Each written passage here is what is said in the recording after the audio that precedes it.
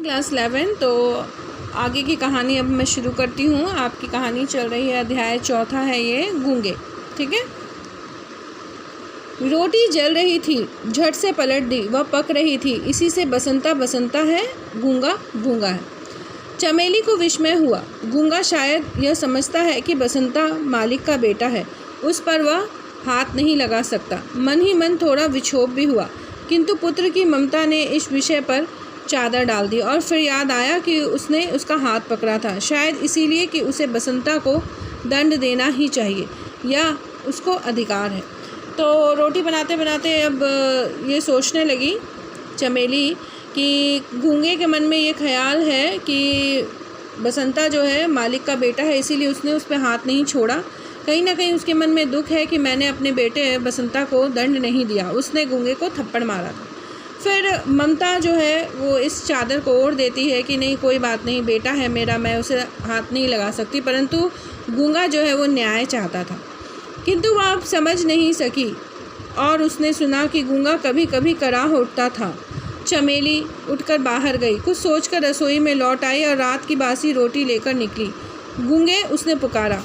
तो उसे समझ नहीं आया, लेकिन उसे मालूम था कि गूंगा कभी कभी कराह उठता है, मतलब रो उठता है अपने दुख से।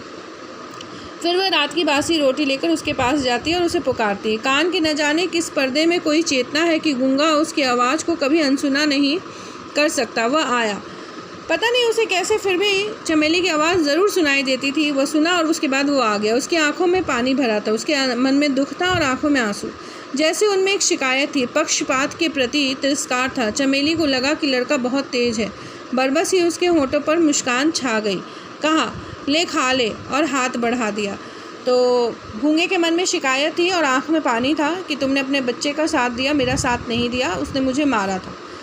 तो ये बात जो है चमेली समझ जाती है, परंतु वो मुस्कुराकर उसे कहती है कि लो रोटी खा लो, और अपना हाथ बढ़ा देती है। और वो बासी रोटी थी। गूंगा इस स्वर की, इस सब की उपेक्षा नहीं कर सकता। गूंगा उसकी बात की उपेक्षा नहीं करता। वो हंस पड़ा, फिर वो हंस देता है। अगर उसका रोना एक अजीब दर्दनाक आवाज़ थी तो यह हंसना और कुछ नहीं। एक अचानक गुर्राहट सी चमेली के कानों में बज उठी। वह उस अमानवीय स्वर को सुनकर भीतर काँप उठी। यह उसने क्या किया था?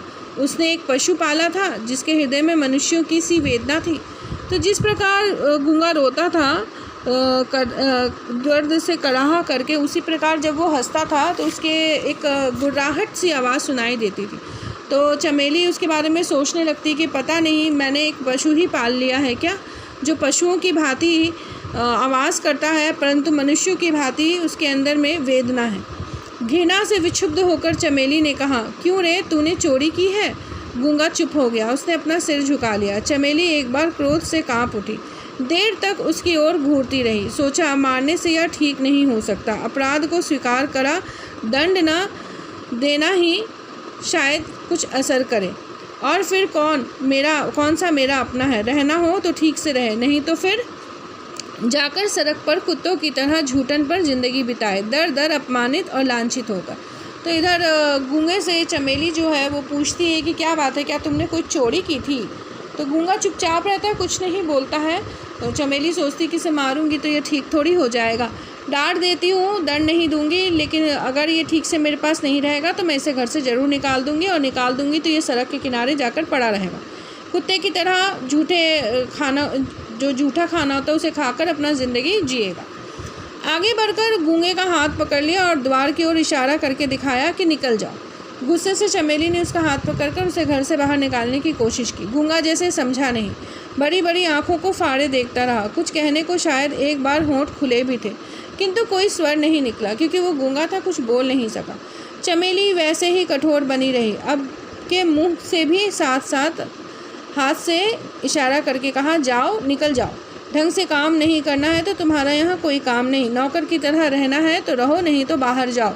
यहाँ तुम्हारे नखरे कोई नहीं उठा सकता, किसी को भी इतनी फुर्सत नहीं है, समझे?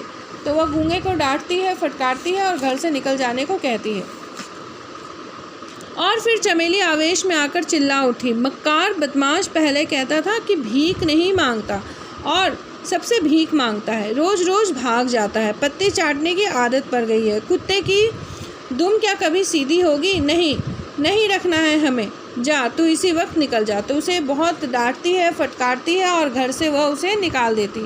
किंतु वह क्षोभ व क्रोध सब उसके सामने निष्फल हो गए। जैसे मंदिर की मूर्ति कोई उत्तर नहीं देती, वैसे ही उसने भी कुछ नहीं कहा। तो गूंगा कुछ भी नहीं कहता, एक मंदिर की मूर्त की समान चुपचाप खड़ा होकर बात सुनता है। केवल इतना समझ सका कि मालकिन नाराज़ है और निकल जाने के लिए कह रही है। इसी पर उसे अचरज और अविश्वास हो रहा। तो उसे समझ नहीं आया कि मालकिन उसे क्यों इस घर से निकलने के लिए कह रही है।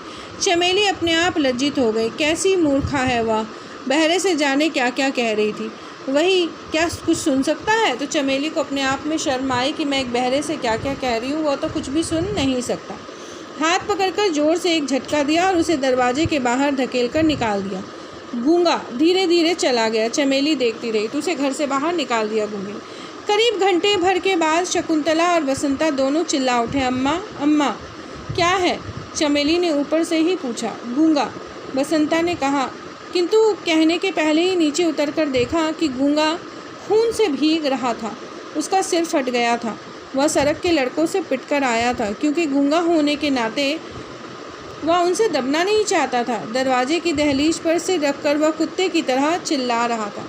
तो गूंगे को घर से निकालने के बाद जब वो घर से बाहर चला गया तो गली के जो लड़के होते हैं वह उसे पत्थर वत्थर मारते हैं, गूंगा गूंगा कह के चिढ़ाते हैं, लेकिन वो किसी का चिढ़ाना पसंद नहीं करता तो उसका विरोध करता है। इसमें लड़के उसे पत्थर मार देते हैं और सिर से खून बहने लगता है। फिर वो चमेली के द्वार पे आके सिर रखकर ज़ोर ज़ोर से रोने लगता है और चमेली चुपचाप देखती रहती है। देखती रही कि इस मूक अवसाद में युगों का हाहाकार भरकर गूंज रहा था।